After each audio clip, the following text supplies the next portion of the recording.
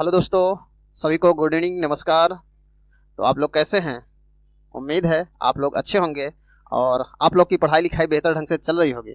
तो आप सबका स्वागत है अपने YouTube channel IU IQ study पर। तो आप लोग की पढ़ाई लिखाई बेहतर चल रही है और हमें पता है आप लोग शाम 7 बजे का इंतज़ार करते होंगे। इसीलिए हम उपस्थित हैं आप लोग के सामने मैथ की क्लास लेकर के, जिसमें चल रहा है बट्टा। तो डिस्काउंट की एक क्लास हो चुकी है, आज सेकेंड क्लास है। तो फर्स्ट क्लास में आप लोग को बेसिक बता दिया गया है, ठीक है ना। तो अब उसी के आगे से क्लास को चालू करते हैं। तो चलिए सवाल पे चलते हैं और अपने सवाल को लगाना चालू करते हैं। थ्योरी आपको ज़्यादा नहीं बताएंगे और आपका टाइम वेस्ट नहीं करेंगे, डायरेक्टली सवाल पे चलते हैं और सवाल को लगाते हैं। तो चलिए देखिए, आज का पहला क्वेश्चन है। कहा गया कि एक व्यापारी अपने माल का मूल्य क्रय मूल्य से 20% अधिक अंकित करता है। यदि वह अंकित मूल्य पर 5% का बट्टा देता है तो वह कितना प्रतिशत लाभ अर्जित करता है। ठीक है, कहा गया कि एक व्यापारी अपने माल का मूल्य क्रय मूल्य से 20 अधिक अंकित करता है। तो देखिए, हम मान लेते हैं कि जो क्रय मूल्य होगा वो होगा 100।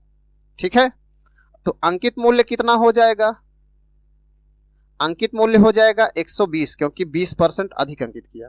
फिर कहा गया यदि वह अंकित मूल्य पर 5% का बट्टा दे, मतलब जब बट्टा देकर बेचता है तो वो हमेशा विक्रय मूल्य होता है। तो कहा गया अंकित मूल्य पर 5% का बट्टा दिया तो 5% घटाएंगे तो 95 हो गया। अब इसी को सॉल्व करिए। 0 से 0, 2 पंचे 2 छंग, 5 से काट दीजिए, 19 पचे 95, 19 का गुणा करिए, 19 छक्का 114। क्रय मूल्य मेरा 100 है, विक्रय मूल्य हमारा 114 है। तो कितने परसेंट का लाभ हो रहा है? तो लाभ अगर निकालना है तो विक्रय में से क्रय घटाते हैं, तो 114 में से 100 घटाएंगे तो कितना आ जाएगा? 14। तो ऑप्शन कौन सा सही होगा? Option A. ठीक है ना, समझ में आया? तो चलिए अगली सवाल को देखते हैं और अगली सवाल को लगाते हैं। जैसे यहां पर देखिए, कहा गया कि एक व्यापारी किसी वस्तु का मूल्य क्रय मूल्य से 10% अधिक अंकित करता है। अब देखिए, मान लेते हैं कि जो हमारा क्रय मूल्य रहा होगा 100 रहा होगा, अंकित मूल्य कितना हो जाएगा? 110 हो जाएगा। बेचते समय वह बट्टा देता है और उसे 1% की हानि हो जाती है। कहा गया बेचते समय वह कुछ बट्टा देता है और 1% की हानि हो जाती है। जब बट्टा देकर वस्तु बेचता है तो उसका विक्रय मूल्य बनता है। तो विक्रय मूल्य बराबर 110 अंकित मूल्य है, कुछ नहीं पता है कितना बट्टा दिया, तो 100 माइनस x कर देते हैं, अब बटे में 100। ठीक है, ये हो गया। अब देखिए विक्रय मूल्य हो गया, तो और विक्रय मूल्य बराबर एक फार्मूला और होता है, क्रय मूल्य गुणे में 100 प्लस माइनस लाभ हानि, अब बटे में 100 होता है ना ये। अब देखिए क्रय मूल्य है कितना मेरा, अब ये देखिए विक्रय मूल्य यहां दिया है ना, निकाले हैं। तो 110 गुणे में 100 माइनस x, अब बटे में 100 बराबर क्रय मूल्य हमने माना कितना है? 100 को। अब नहीं पता है, अब देखिए कहा गया कि 1% की हानि होती है, तो कितना हो जाएगा? यहां पर डायरेक्टली कर देते हैं, 1% की हानि हो रही है तो क्रय गुणे में 100 में से 1 घटाओगे 99, अब बटे में 100। 00 से 00 कट गया, 0 से 0 कट गया, 11 से काट दो, 11 9 99। यहां पर देखो इसका गुणा इसमें करोगे तो 100 माइनस x बराबर 90 के, उस तरफ जाएगा तो घट जाएगा, तो x बराबर कितना के? 10 के। तो ऑप्शन कौन सा सही होगा? ऑप्शन सी, 10% का बट्टा देता है। ठीक है, समझ में आया कि नहीं आया? तो चलिए अगले सवाल को देखते हैं। देखिए, कहा गया कि यदि खरीदी गई चीजों की संख्या में 20% बढ़ा दी जाए और प्रत्येक का दाम 25% बट्टा दिया जाए तो कुल खरीदी का मूल्य कितने परसेंट बदल जाएगा? देखिए, अभी लाभ हानि में आप लोग को बताए थे ना कि जब कभी भी कम ज़्यादा किया जाता है 2 बार तो उसमें हम फार्मूला लगा देते हैं। तो लगा सकते हैं, तो आप लगा दीजिए। कौन सा? Plus minus X plus minus Y plus minus X Y बटे में 100, यही लगाते थे। अब देखो बढ़ रहा है ना, तो प्लस में लिखेंगे 20। यहाँ पे बट्टा दे रहा है, बट्टा मतलब कमी, तो माइनस में 25। अब प्लस माइनस माइनस 20 गुणे 25 बटे में 100, घटा दीजिए तो ये बन गया -5 और माइनस 25 चौका 100, 4 पंचे 20, यहाँ पे तो -5 10% की कमी। तो ऑप्शन कौन सा? ऑप्शन ई, ठीक है ना। तो चलिए नेक्स्ट सवाल पे चलते हैं और अगली सवाल को देखते हैं। तो अगली सवाल है, कहा गया कि 153 रुपया क्रय मूल्य वाली वस्तु का एक दुकानदार को कितना मूल्य अंकित करना चाहिए ताकि 15% बट्टा देने पर भी उसे 20% का लाभ हो। ठीक, कहा गया 153 रुपये क्रय मूल्य वाली, तो मतलब कि क्रय मूल्य है कितना? तो कहेंगे क्रय मूल्य 153 रुपये है। ठीक है, कहा गया कि कितना अंकित करना चाहिए कि 15% बट्टा देने के बाद भी उसे 20% का लाभ हो। अंकित मूल्य नहीं पता है, अंकित मूल्य ही बताना है।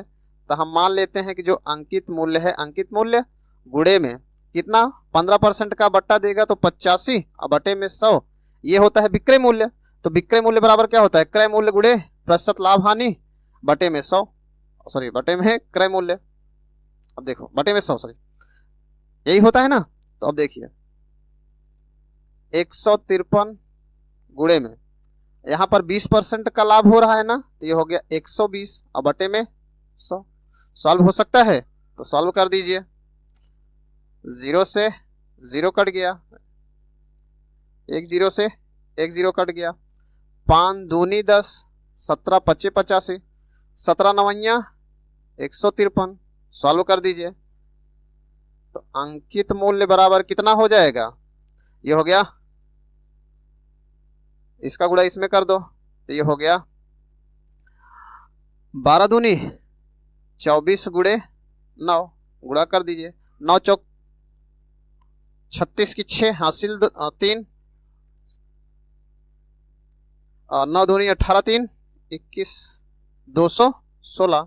तो अंकित मूल्य कितना हो जाएगा इसका? 216।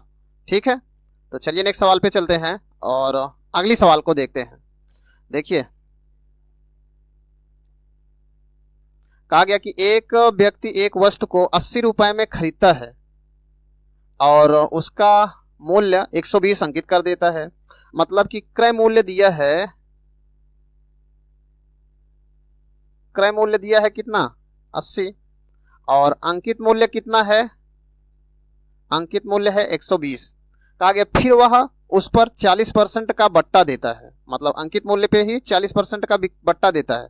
बट्टा देकर जो वस्तु बेची जाती है उसका विक्रय मूल्य ही निकलता है, तो इस पे 40% का बट्टा देगा तो 60 बटा 100। 00 से 00 काट दिए, 12 छंग 72। अब देखिए खरीदा है 80 रुपए का, बेच रहा है 72 रुपए का, लाभ होगा कि हानि? तो आप लोग देख के ही बताएंगे कि हानि हो रही है। कितने की हानि हो रही है? तो कहेंगे 80 में से 72 घटाएंगे तो 8 की हानि हो रही है, 8 रुपए की हानि। तो हानि नहीं बताना है, हानि परसेंटेज बताना है। तो हानि प्रतिशत बराबर हानि गुणे 100 बटे में क्रय मूल्य। क्रय मूल्य है कितना? 80। 0 से 0, 8 से 8 तो कितना आ गया? 10%। तो ऑप्शन कौन सा सही होगा? Option D. ठीक, समझ में आया कि नहीं है? तो चलिए नेक्स्ट सवाल पे चलते हैं और अगली सवाल को देखते हैं। देखिए कहा गया कि एक टीवी सेट का मूल्य 3000 रुपए है। इस मूल्य पर 20% बट्टा काट कर मूल्य में 10% की वृद्धि कर दी जाती है, तो टीवी का नया मूल्य।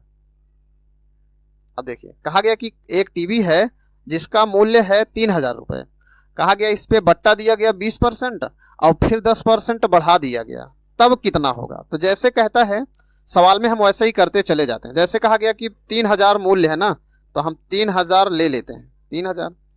इस पे कहा गया 20% का बट्टा है, तो 20% घटाओगे तो 80 बटा 100 गुणे में फिर कहा गया 10% वृद्धि की गई तो 100 में जोड़ दिए 110। अब सॉल्व कर दीजिए, 1 2 3 4, तो 1 2 3 4 कट गया ना। अब देखिए 11 अट्ठे 88, गुणा कर दीजिए 0, 8 त्रिक 24 की 4, 8 त्रिक 24 2 26, 26 40, तो कौन सा ऑप्शन? Option C. ठीक है ना। तो सवालें समझ में आ रही कि नहीं आ रही हैं? जब सवालें अगर आपको समझ में आती है तो कमेंट बॉक्स में कमेंट जरूर किया करिए, क्योंकि आप लोग देखते हैं क्लास को लेकिन लाइक नहीं करते हैं। अगर क्लासेज आपको समझ में आती है तो लाइक भी किया करिए और शेयर हो सके जितना उतना शेयर भी करिए। ठीक है ना। समझ में आया कि नहीं आया? तो कोशिश करिए, लगातार लगे रहिए, मैथ प्रैक्टिस करते रहेंगे तो आसानी हो से आएगी। ठीक है। मैथ बहुत हार्ड चीज़ नहीं है कि बहुत कठिन चीज़ है, वो नहीं आएगी। अगर आप लोग रेगुलर क्लास में लगे रहेंगे तो एक दिन ज़रूर है कि मैथ आपके लिए हवा हो जाएगी ना। सवाल को ऐसे देखेंगे, आंसर बताएंगे, आगे चल देंगे। लेकिन ये तभी संभव होगा जब आप प्रैक्टिस करेंगे। ठीक है ना। क्योंकि आप कहो कि एक बार हम पढ़ लिए हैं फिर वो हमेशा के लिए बना रहे, तो नहीं हो सकता है। ठीक है ना। क्योंकि जो चीज़ें सीखे रहेंगे, प्रैक्टिस नहीं करेंगे तो भूल जाएंगे तरीके। 1 2 बार प्रैक्टिस करेंगे तब आसानी से आप कर पाएंगे। ठीक है ना। तो आप लोग लगे रहिए क्लास में और अच्छे से सवाल को करते जाइए। और जैसे कि अगर आप टेलीग्राम चैनल नहीं ज्वाइन किए होंगे तो टेलीग्राम चैनल भी ज्वाइन कर लीजिए, क्योंकि आपकी जो क्लास की नोट्स होती हैं, PDF नोट्स, वो आपको टेलीग्राम चैनल पे ही दी जाती हैं। ठीक है ना। जैसे ये PDF जो आपको प्रोवाइड की जाएगी, जैसे क्लास समाप्त होती है उसके 10 या 15 मिनट बाद आपको टेलीग्राम चैनल पर प्रोवाइड कर दी जाएगी। ठीक है। तो टेलीग्राम चैनल की लिंक आपको वीडियो के डिस्क्रिप्शन में दी जाती है, तो वहाँ से जाके आप ज्वाइन कर सकते हैं। तो जो ये PDF रहेगी वो 2 प्रकार की PDF आपको दिया जाएगा। पहला PDF है जो कि सिर्फ उसमें सवालें रहेंगे, और दूसरा जो PDF रहेगा उसमें आपके सॉल्व भी क्वेश्चन पूरा रहेंगे। जितने क्वेश्चंस क्लास में कराए जाते हैं वो सारे सॉल्व क्वेश्चन उसमें रहेंगे। ठीक है ना। तो इसीलिए अगर आप चाहते हैं कि क्लास नोट्स मिलती रहें रेगुलर, तो आप टेलीग्राम चैनल को ज़रूर ज्वाइन करिए। ठीक है। जिससे कि आपकी तैयारी और बेहतर हो पाए। तो चलो अगली सवाल पे चलते हैं और सवालों को देखते हैं। तो चलिए देखिए, अगला सवाल है, कहा गया कि एक विक्रेता अपने माल पर 8% बट्टा देकर फिर भी 6% विक्रय कर देता है। यदि कोई वस्तु इस प्रकार 243.8 पैसे में उपलब्ध होती है तो वस्तु का सूची मूल्य ज्ञात कीजिए। सूची मूल्य मतलब अंकित मूल्य ही। अब देखिए यहाँ पे आपको कुछ नहीं दिया गया है ना। तो अब देखिए नहीं दिया गया है, सिर्फ आपको छूट और बट्टा दिया गया है। छूट ही दिया गया है ना। अब देखिए नहीं पता है तो हम अंकित मूल्य को ऐसे ही लिख देते हैं। अंकित मूल्य गुणे में 8% का बट्टा दिया तो 92 बटे में 100 गुणे में 6% बिक्री कर दिया तो 6% बिक्री कर देगा तो 106 और बटे में 100। इतना जब करता है तब वस्तु उसको मिलती है 243.8 में। क्या सॉल्व हो सकता है? तो सॉल्व कर दीजिए इसको। तो ये हो गया अंकित मूल्य बराबर 243.8 गुणे में 100 गुणे 100 और बटे में 92 गुणे 106। यही है। हो सकता है सवाल कट जाए तो काट दीजिए, 4 से काट दीजिए, 25 चौका 100, 4 से इसको काट दो, 4 दूनी 8, 4 तिहाई 12। अब 23 से इसको काट दो, कटेगा, 23 से कट जाना चाहिए, 23 से कम 23, एक बच्चा इसको दिए, जाएगा नहीं तो यहाँ पे 0 बढ़ाते हैं, इसको दिए तो 138 हो गया। 138 मतलब कि 5 दूनी 10, 6 त्रिक 18, हाँ 6 बार में कटेगा। देखो 6 त्रिक 18 हासिल 1, अच्छा दूनी 12 1 13, 138 बन रहा है कि नहीं बन रहा है ना। 138 बन रहा है। यहाँ पे दशमलव हटाएंगे तो 1 0 यहाँ पे बढ़ा देंगे। ठीक है 106। अब देखिए ये दशमलव भी हट गया, 0 से 0 कट गया, 216 से 216 भी कट गया, सॉरी 216 नहीं 116। कितना बचा यहाँ पर 25 और ये 0 तो कितना 250। तो ऑप्शन कौन सा सही होगा? Option C. समझ में आया? तो चलिए नेक्स्ट सवाल पे चलते हैं और अगला क्वेश्चन देखते हैं। तो अगला क्वेश्चन है, जैसे देखिए इसमें कहा गया कि नरेश ने एक वस्तु 240 रुपए में खरीदी, उसने उस पर क्रय मूल्य पर 20% अधिक अंकित करता है। मतलब कि खरीदा 240 रुपए में, लेकिन 20% अधिक अंकित कर दिया। फिर कहा गया उसने अंकित मूल्य पर कुछ बट्टा देता है और 264 रुपए में बेच देता है। तो बट्टे की दर बताइए, मतलब कि कितना बट्टा दिया गया उसको बताना है। ठीक है, अब इसको कैसे निकालेंगे आप लोग? तो देखिए सबसे पहले इसको क्या करते हैं, हम सॉल्व कर लेते हैं। ठीक है ना, क्योंकि यहां पर देखिए दिया गया है, विक्रय मूल्य दिया गया है ना। अब बट्टा देने के बाद देखिए कितना होता है।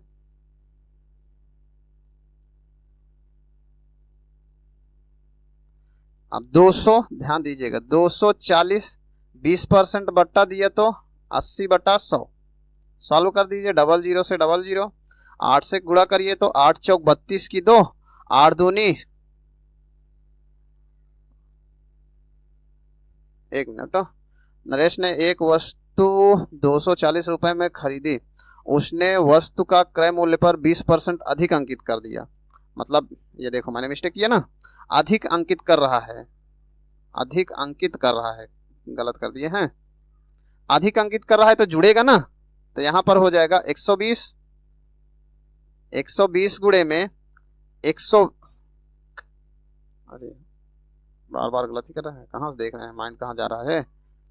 देखिए 240 20% अधिक अंकित किया तो 120 और बटे में 100, 00 से 00 गुणा कर दिए, 12 चौक 48 की 8 हासिल 4, 12 दूनी 24, 4 28। ठीक है, अब देखिए ये इसका विक्रय मूल्य दिया गया है। अब बताना है कि कितने बट्टे की दर बतानी है ना, तो घटा देते हैं। अब देखिए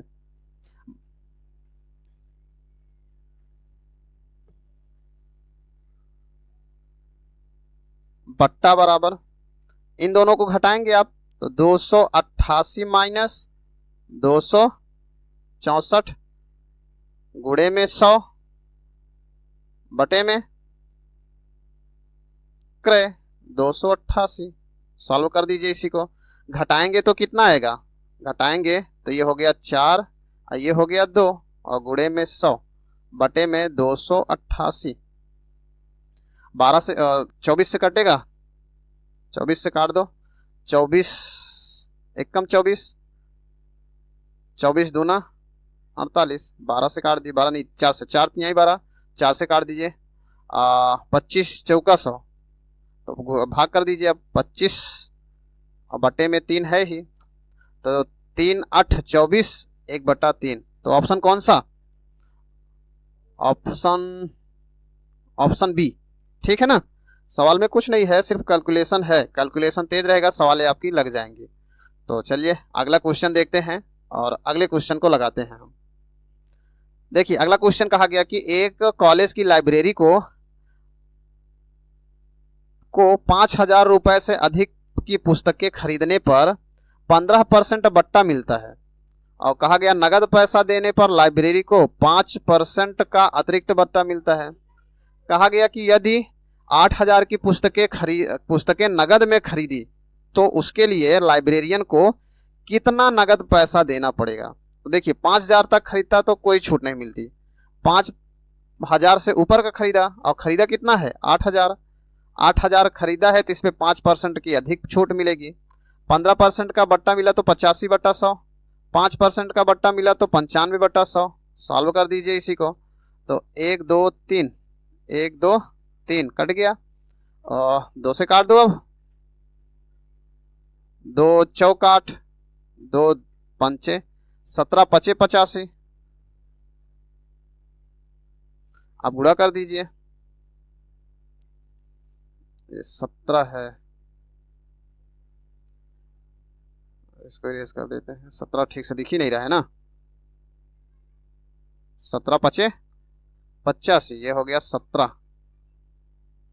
अब गुणा कर दीजिए, अब जब गुणा करेंगे तो ये हो गया